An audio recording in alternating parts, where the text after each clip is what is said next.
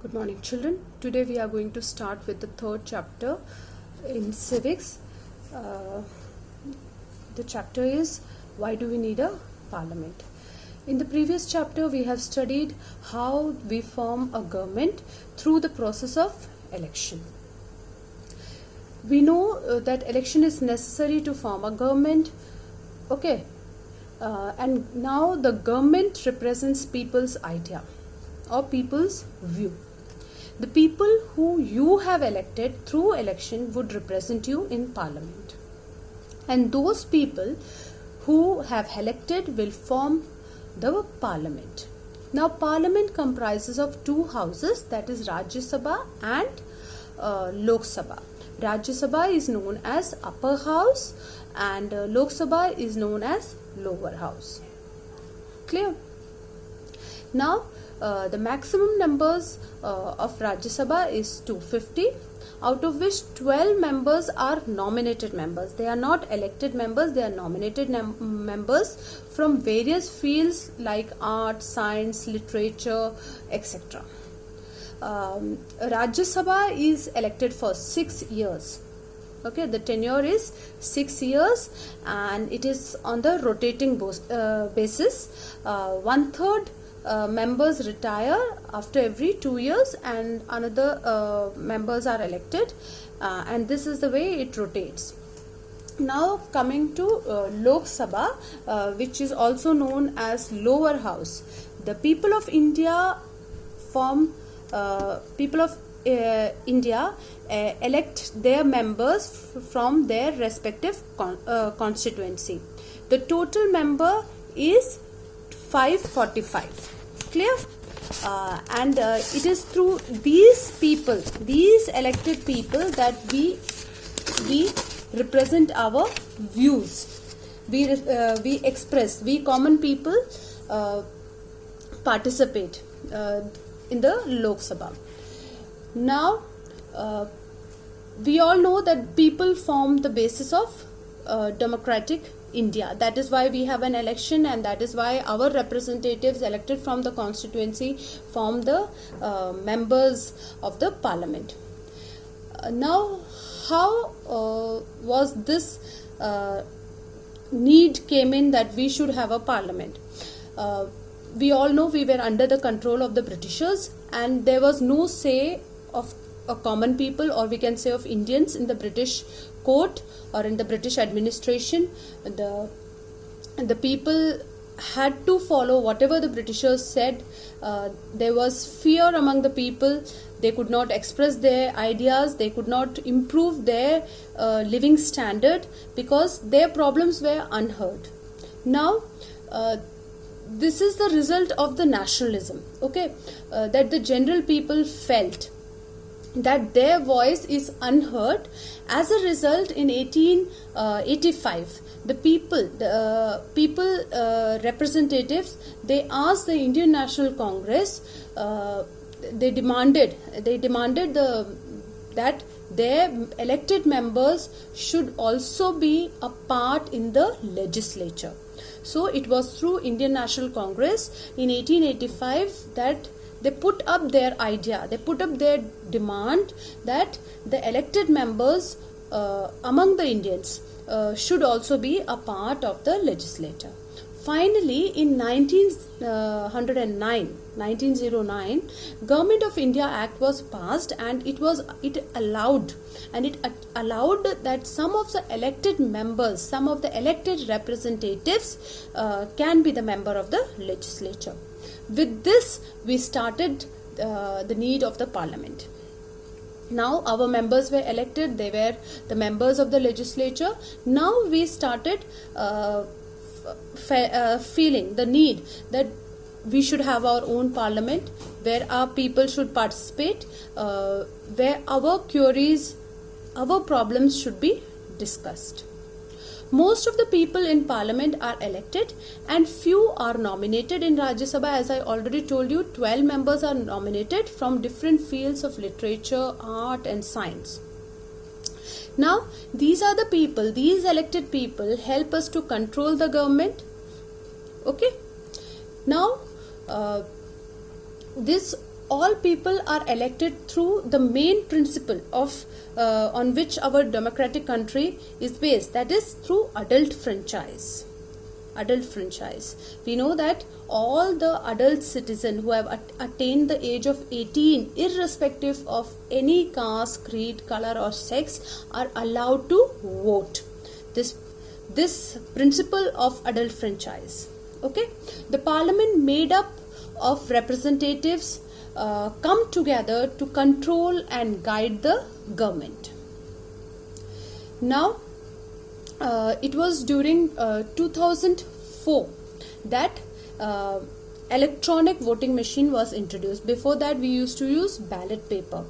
Okay, now it is electronic voting machine, and it was introduced in 2004. Clear? So this is how our parliament came in. Now we are going to study about the composition of the parliament. Okay, as already mentioned before, it is composed of Rajya Sabha and Lok Sabha. The Rajya Sabha is known as the upper house, and it is also known as Council of States. Lok Sabha is known as lower house, and it is also known as House of People. Okay, now Rajya Sabha. Rajya Sabha is chaired, or we can say is presided by the Vice President of India. Now, this is an homework for you all to give me the name of the Vice President of India. Clear? Find out the name of the Vice President of India. And the Lok Sabha is presided by the Speaker. Now, coming to Lok Sabha. Lok Sabha is elected for 5 years, and country is divided into constituencies. We have already told you, and you all know the meaning of constituency, and each member from each constituency is elected. Different parties will contest the election in the constituency. There will be lot of candidates, but out of which only one member from one party will be elected. When elected member becomes the member of the parliament, the elected candidate of one party who is elected by the common people becomes the member of parliament. He is known as the MP. MPs make up the parliament. Okay. Now, elected members will be the member of parliament, and they have the right to raise the questions regarding their constituencies, their problems. If their constituency is facing a problem, they are going to raise up the problems. Clear? Now, what we talk about is the functions of parliament. The parliament has got different functions. That is why we said we need a parliament. The first function in your book is to select the national government. Now, select the national government. Now we have done the election. We have elected our candidates to the Lok Sabha. Now comes the formation of the government. How the members of parliament are elected is discussed. To form a government, one party needs majority. One party needs majority. The party which does not have the majority, they form the opposition government. The opposition in the parliament is formed by all parties that oppose the majority party or the coalition party. The largest party in the opposition is called the opposition party. Understood what is an opposition party? Majority party is the one who forms the government, and the head of the majority party becomes the prime minister. Hence, the prime minister is a leader of the ruling party, the majority party. Okay, so now there are many parties. The parties which have not gained, who are not forming the government, they all come together to form an opposition party. And the largest party who has got the vote and still they are not in majority, they are known as the opposition party. The largest party in opposition is known as the opposition party. Now I have one more word which I mentioned is coalition government. Sometimes one party doesn't get the majority. So more than one party come together to form a government, and that is known as coalition. When one or more parties join together to form a party or a government is known as a coalition government. I think this is clear with you. Okay. Now coming to Rajya Sabha. The Rajya Sabha represents the state. We have also told you that Rajya Sabha is also known as Council of States. As representative of state, it can initiate legislation and bills. Okay, and all the bills must pass through Rajya Sabha before becoming a law. You can introduce a bill in Lok Sabha, but it is always sent. But it has to be passed and approved by Rajya Sabha. All bills are sent to Rajya Sabha. Once it is approved by Rajya Sabha, then only it is given a sanction of that bill. Then only it is passed. Okay. Now coming to the second function is to control, guide and inform the government. For this, the main thing is that question hour, which is in Parliament. Now what is a question hour?